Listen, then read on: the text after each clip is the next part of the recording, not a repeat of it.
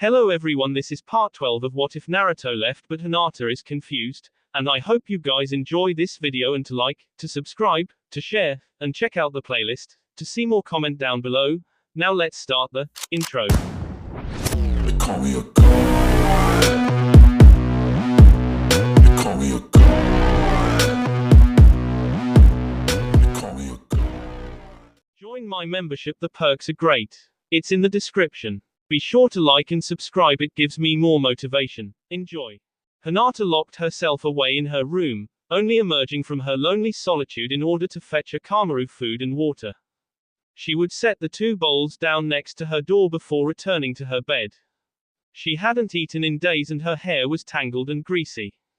Akamaru dutifully sat by her side, watching over her as he ate and comforting her when the tears wouldn't stop falling. Night after night, he would hop onto her bed, allowing her to embrace him as she cried herself to sleep. And every night, she would softly whisper his name as sleep overtook her mind, granting her peace, if only for a little while. Some nights she wasn't that lucky, and she would see his face in her dreams. Sometimes, she would reach out for him, his strong rough hands taking her pale fingers within his own.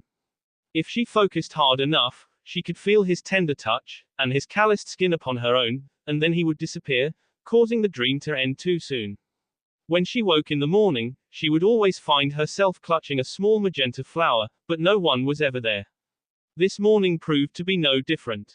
It had been weeks now since she discovered Kiba hadn't survived the Kyuubi's attack and Akamaru was beginning to become restless. Normally he would still be lying next to her in the bed, allowing her to hold him as long as she needed to, but this morning, he was sitting patiently at the door, longingly clawing at it. Hinata bit her lip in guilt. She had been so devastated by Kiba's death over the last couple of weeks, she had completely neglected Akamaru. He must have been suffering just as much as she was, if not more, and here he was trying to cheer her up. Reluctantly Hinata pushed herself out of bed and pulled on a pair of blue pants and a purple sweater.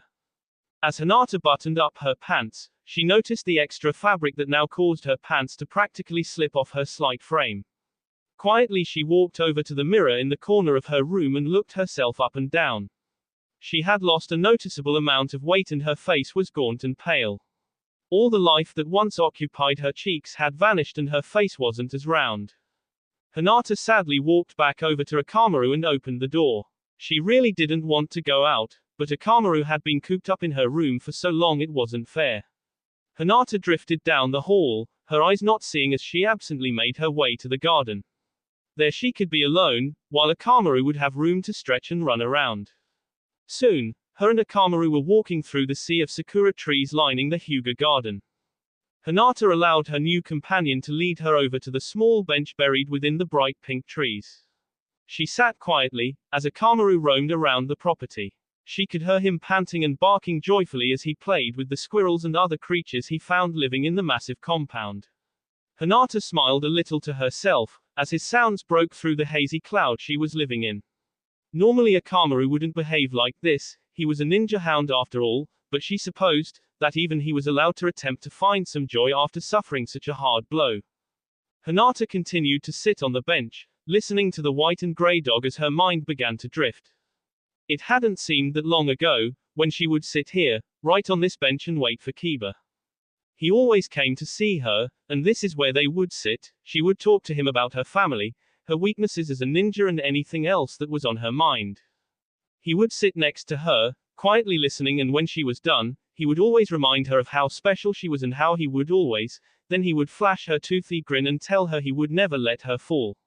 He supported her no matter what, even after Naruto left, he was there, painfully enduring the sight of her longing for another, and then, just when she was beginning to see it, when could finally understand how he felt, he was gone, and it was her fault. Hinata felt a hot tear roll down her cheek and she violently shook her head in response. He wasn't coming back, she couldn't sit on this bench, quietly listening to the sounds of Akamaru playing and fool herself into thinking Kiba was going to walk through the bushes at any moment. He wasn't. He was gone and she'd never see him again. Suddenly Hinata heard the rustling of branches and she quickly wiped the tears from her cheeks and closed her eyes as the person drew near. She prayed the person would go away, that if she concentrated hard enough he would leave. The small breeze that passed by her face told her she had no such luck, as the person took the place at Hinata's side. It's good to see you out. The familiar emotionless voice of her cousin echoed through her ears. Hinata sat frozen in place. How are you doing? Are you okay? The words escaped his lips awkwardly and Hinata could hear the uneasiness in his voice as he attempted to reach out to her, but unsure of how to do it. Did he really care that much about her? Hinata opened her eyes and turned to face the strange young man who had come out to see her. Although they were cousins, they had never really been close. She had only really gotten to know him over the last few years, as they attempted to break through the strangling traditions of their family. This was easier for her than him, as he had always maintained the belief that Hinata's father had sent his own to his death. From that grudge, he had tried to fight back against the clan, almost King Hinata in his defiance. When he discovered the truth, that his father had SD himself, he slowly tried to heal the wounds between the two by training Hinata every now and again and secretly rooting for her successes. He still had a hard time pushing past the egotistical indifference he had hidden himself behind over the years, so when he tried to reach out, Hinata tried her best to encourage and nurture this side of him, knowing how truly awkward and vulnerable it made him feel. I'm managing. Hinata responded distantly. The two sat there in silence once more, their twin ebony locks flying in the heavy breeze. Have you seen Shino? Hinata asked, breaking the growing tension. No, I have not seen my friend very much since Kiba's death. Neji responded flatly, unaware of the slight cringe Hinata made at the sound of Kiba's name. In fact, no one has really seen him. Hinata quietly shook her head in acknowledgement of her cousin's words. What about Naruto? She wondered hesitantly. As far as I know, no one has seen Naruto since the incident in the woods, but of course our paths so not cross that often. Neji chanced a look at Hinata's crestfallen face. But you might want to ask Sakura, she is closer to him than anyone else in the village. He added. Hinata silently bobbed her head at his words and then they went back to sitting in silence. After a few moments, Neji pushed himself from the bench. I should be going now, he stated. Hinata looked up at her cousin, really seeing him for the first time. The black robes he wore emphasized the pale skin and mystique white eyes of her cousin, but instead of robbing his face of life, brought it to the forefront even more, as the whiteness of his eyes, cheeks and lips were framed by the darkness of his eyes and his clothes. No. Please, don't go, I could use some company. Hinata pleaded, causing her cousin to hesitate for a moment as he looked into her bloodshot eyes. She watched quietly as he silently took his place beside her once more and observed Akamaru playing in the bushes. After a while Neji spoke once more. Did you? His voice trailing off in embarrassment. Yes, Hinata responded. What about Naruto? Him as well, Hinata conceded. Neji shook his head in understanding as he mulled over his thoughts for a while. He was a good friend to you, he was always there for you when you needed him. Neji pointed out. Yes, he was. Hinata could feel the tears starting to well up inside of her. Of course, don't think that I'm completely blind to the place you draw your strength from. Hinata's heart jumped at Neji's words. Although they both have a home in your heart, it would have been selfish of you to try to hold on to them both. Neji looked lovingly down at his cousin, an expression that didn't quite fit his face, like a mask that was made too small. I have watched you grow over the last few years, Hinata, and nothing has amazed me more than how strong you have become. Kiba could see it in you too, and he knew where that strength came from. He tried to cling to the old Hinata, to the one that always needed him, but you are a perfectly capable kunoichi now. You no longer need that protection, you're strong enough to protect yourself. Neji explained. Kiba wanted to be that strength for you, but he didn't know how, but he never would have wanted to see you like this. He doing what he loved. His unwavering loyalty to Konoha, and you allowed him to make peace with his one desire to make sure that you were both safe and protected, no matter what. He wouldn't want you to throw his S away. Hinata's tears flowed down her face like a river, blurring her vision and blocking her airways. The locket around her end grew heavier with every word that escaped Neji's lips, and she lightly brought her hand to it, embracing the silver heart tightly within the palm of her hand. As the tears cascaded down her face, Hinata felt the light touch of her cousin's palm upon her back. Reluctantly, she forced herself to meet his penetrating gaze, only to meet with the same stone face he always wore. The only thing that betrayed his emotionless expression was the sadness glistening in his pearl-white eyes. Before I go, I wanted to let you know that Tsunade sent a ninja to call on you. Hinata looked at her cousin in shock. Does she want me to go on a mission so soon? No, it is my understanding that Shikamaru has some questions for you about a small hole they discovered out on the battlefield from that day. They seem to think you might be able to enlighten them on the matter. Hinata felt her stomach drop. If she had to speak with them, they would most likely discover that she had lied to them about the events of that day. Did they say when they would like to speak to me? Desperation lining her voice. No, they did not. However, your father told them you were too distraught to undergo any questioning at the moment, but he would inform them as soon as you were. Neji advised his cousin. Hinata nodded her head in understanding as Neji stood, bowed to his cousin and disappeared into the maze of trees and plants that decorated the great Hyuga garden. Hinata sat there, quietly by herself staring at the last thing Kiba had ever given her, the guilt of his death eating away inside of her. She was so engrossed in her own grief, she didn't hear the slight rustling of leaves, as the pair of deep blue eyes that had been watching her escaped through the trees, leaving everything but his own guilt behind. Hinata sat on the bench, all of her memories of Kiba running her through her mind, stopping only on the most vivid one. The one of him from only months before, coming to tell her Naruto had returned. He had looked so sad that day, his head hanging his hands and crestfallen face. Why hadn't she known what he had meant to her then? She was no better than Sakura, using her friend to protect her to carry through when the one she loved wouldn't even give her a second look. What had she been thinking? Why had she been so blinded by Naruto? Naruto, even now, just the though of his name caused her heart to skip. The chaos on in heart becoming more chaotic and confused as she reminisced about the two shinobi that had dominated her life. Now one was and the other was nowhere to be found. Hinata weakly laid herself across the stone bench as she clutched her end tightly, drowning in her own feelings. She wished she would go numb, she wished she could make the pain in her heart fly away, but she couldn't, it wouldn't stop.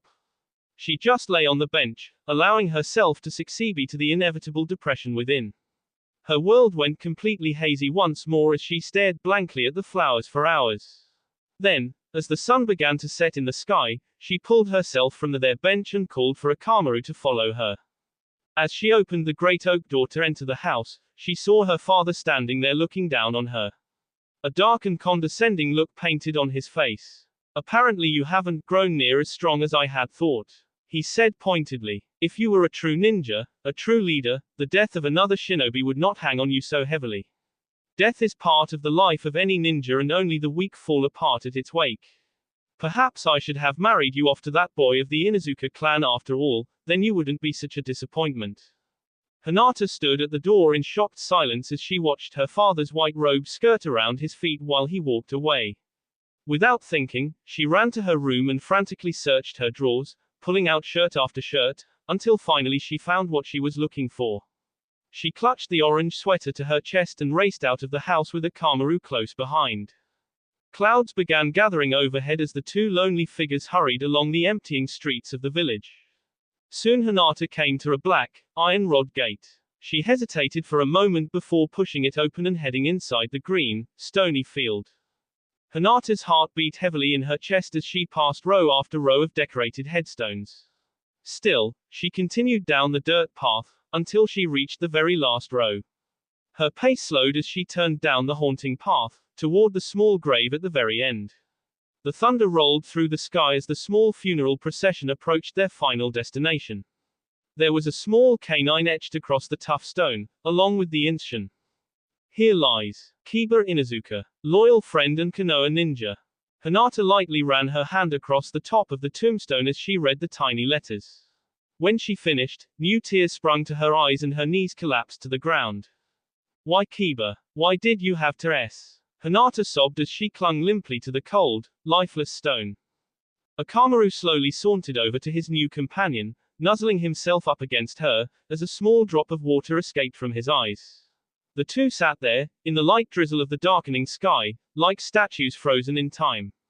Then after what felt like hours, Hinata removed herself from the unfeeling grave marker, wrapped herself in the orange sweater and cuddled up next to the gray and white dog, the last remaining life force of her dear friend. I cannot go home, Kiba. I have disgraced my father yet again. So I hope I can make this my new home. I want you to be my new home. Hinata whispered quietly to the night. Almost as if in response to her request, the light sprinkle lifted, and the clouds parted in the sky, making way for two of the brightest stars in the sky to shine down on the sleeping girl and her dog friend. Naruto's ran his hands through his blonde, disheveled hair as he swallowed another shot of sake. He was sitting at his kitchen table, his legs sprawled out and his back leaning drunkenly against the back of the chair. As he slammed the clear glass onto the table, a bright pink color caught his eye. Clumsily he grabbed for the flower on the table, and held it in his hands, his eyes studying the curve of every blade and the brightness of every petal. He had given her countless numbers of these over the last few months, and yet, nothing had changed. He still could not bring himself to face her, he could barely even look at her knowing that it was him, that he was the one who had. Naruto threw the flower down in frustration and placed his head in his hands, his elbows resting on his knees, as he tugged at the light locks on his head. Kiba had been his rival, as well as his friend. They were similar in many ways, they were both quick to jump into battle and were loud and obnoxious at times, even the loyalty they had felt to Konoha, their friends, was similar. Kiba had been her best friend and in an instance, Naruto had taken that away from her. He didn't deserve to look at her, to even be near her, but still, he couldn't just sit by and do nothing. Reluctantly, Naruto bent down and picked the flower off the ground. He turned to the window and noted the placement of the stars. It was getting late, he should be going soon. Naruto stood up with a heavy sigh, he knew he had no right to see her, but for some reason, he couldn't leave her alone. Naruto sauntered over to his dresser and pulled out a black hooded sweater and a pair of matching pants. Then, with the flower in hand and the hood over his face, Naruto made his way out the door, and down the dark path leading to the Hyuga household. Carefully he crept through the sleeping compound, making sure to wait for the guards to switch shifts before venturing further inside. Naruto effortlessly passes through the tops of the trees, passing window after window until he reached hers. He sat there perched on the branch, surrounded by darkness staring inside. He had done this hundreds of times before, but for some reason, he always hesitated before entering her perfect room, the thought of her and what he had done causing him to shake uncontrollably and the hate to spill from his eyes. After a few long minutes, Naruto took a deep breath and wiped the tears from his eyes, forcing himself inside. Naruto cradled the flower safely in his arm as he finished pulling himself quietly through the open window. When he finished dragging his leg over, he paused for a moment inside the black room, waiting for the familiar furry creature that greeted him every night. Naruto waited for a few excruciatingly long minutes before a daunting uneasiness overtook him. Swiftly, he moved from the window over to Hinata's large bed in a few large steps and searched for any sign of the sleeping dark-haired girl against the pure white sheets covering her bed. A cold shiver ran up Naruto's back as he realized she was gone. Where could she be? Where would she go? His mind spun in a drunken haze, as his eyes frantically covered every inch of her room. As he street USD the dark empty space, his fell upon the open dresser and her clothes that had been strewn all over the floor. Naruto's heart sank deep into his chest, as he fought back the strong urge to vomit, as his insides constricted tightly together. Naruto felt the hot, wet tears running down his cheeks, as he sank to the floor in defeat. He allowed himself to completely let go, as he lay there, huddled on the floor, like a small child drinking in the scent of his broken home for comfort. He stayed there for hours, in her room, the complete weight of what happened pressing him down and breaking him apart. Finally, after 3 lonely hours, Naruto pushed himself off of the ground and disappeared out the window, the small magenta flower still clutched in his hand. As he moved through the late night, he could see the small hints of light trying to break over the horizon, pushing the darkness aside. Unconsciously he picked up his pace, following the ritualistic pattern he had developed over the last few months. Thoughts tore through his mind as he tried to figure out what to tell his friend when he saw him. He had a right to know. Naruto had been blind to many things in his life, but he could tell, he could see how he had through his eyes. Naruto landed in the branch of the giant oak that covered the stony yard as a deep pink began to line the ridge of the mountain top. His heart stopped in his chest, and his breath was taken away, as he looked down at his friend's grave. There she was, his pale-skinned white-haired angel. Naruto watched her sleep as he noted the familiar orange jacket DRD across her. Instantly, the familiar pain raged through his body as his teeth tightened with guilt. After a few moments, he forced himself down from the tree. He had to do it. It was the least he could do for her now. He stalked quietly closer to the tiny girl and his heart dropped. She looked so frail, her tiny frame less full than he had remembered, and her angelic face was smeared with dirt. Carefully, he bent down and gently placed the flower within the palm of her hand, his fingers enveloping hers for a second as his jaw trembled from holding back the tears. Akamaru sleepily opened one eye, as Naruto gently swept Hinata's dark hair away from her face and stared longingly at her. Then he closed it again, ignoring the young man who visited his new home every night. Naruto noted the rising sun in the sky and knew he should be leaving soon, but as he stared down at fragile girl in front of him, he grew more and more reluctant, the strong urge to stay by her side tugging at his heart. Right now, she reminded him so much of himself when they were growing up, no home with no place to go. Loneliness the only friend to keep you company, and Naruto had done this to her. Tightly he shut his eyes, too ashamed to face her. Sadly, he gathered himself up from the ground and headed back toward the tree. He had no right to be next to her, to even see her. Suddenly, he heard the sound of a tree branch cracking in the distance and he quickly hid up in the hanging branches of the giant oak tree he had taken shelter in before. As he hovered in the branches, spying on the spot where Hinata lay, Naruto spotted a fresh dirt print sitting next to him on the branch. Somebody had been watching him. Just then a friendly head of short pink hair came into view. She was carrying something in her arms. It looked like a small basket of chrysanthemums. Naruto's heart skipped a little, in the old familiar way, as he watched his best friend head toward Kiba's grave. From the tree, he could see Akamaru nudge Hinata awake, before Sakura found her sleeping next to Kiba's grave. Hinata hurried up and pulled Naruto's orange jacket over her arms, and twirled the pink flower between her fingers. Naruto watched as she then kneeled down next to Akamaru and petted her furry friend as she silently whispered a prayer to Kiba.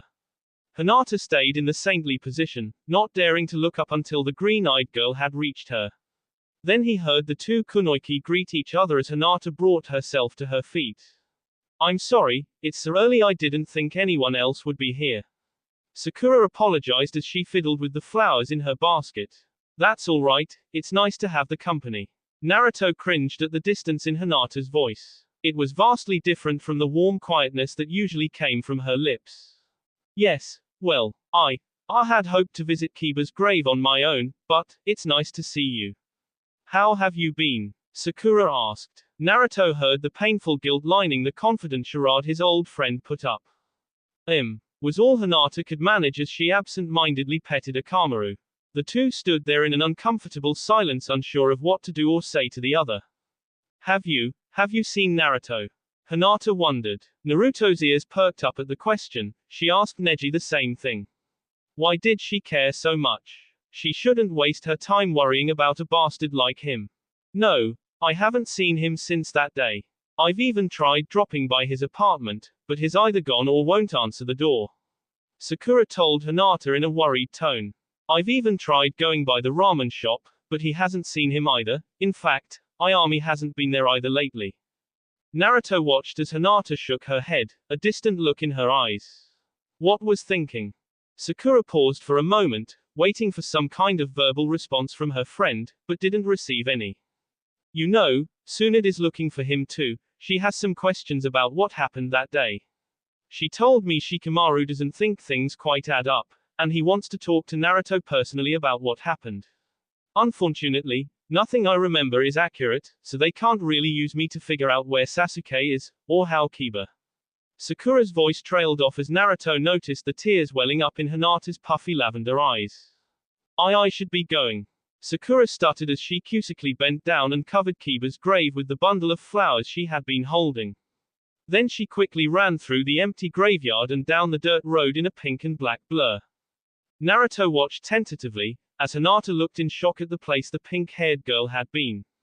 Her hand reached for the small locket that always hung around her neck, almost as if she were unaware of what she was doing. Curious, Naruto Street USD the girl intently as she reached for something in her pocket. It was so small he couldn't make it out from where he sat. Carefully, Hinata unsnapped the silver locket from her and opened it in the palm of her hand. Her tiny sobs carrying on the wind and catching in Naruto's ears. When she looked inside, he saw her expression change to one of surprise and then fall back into depression. Hinata meticulously placed the small object she had removed from her pocket and placed it inside her tiny locket, then she lightly kissed the silvery lace before clasping it safely around her once more, and completely breaking down. Naruto gritted his teeth and clawed through the tree with his nails. Then, he turned and escaped through the canopy of the trees, Hinata's distraught face etched in his mind. When he reached his apartment, he slipped through the door and locked it behind him. Before relaxing, he made sure every window was locked, every door was secured and every shade was pulled down. Then he discarded his black sweater and his undershirt, as he made his way to his cupboard in search of the strongest sake he could find. When he finally found a bottle, he took it in his left hand and picked up the shot glass he had left on the table earlier.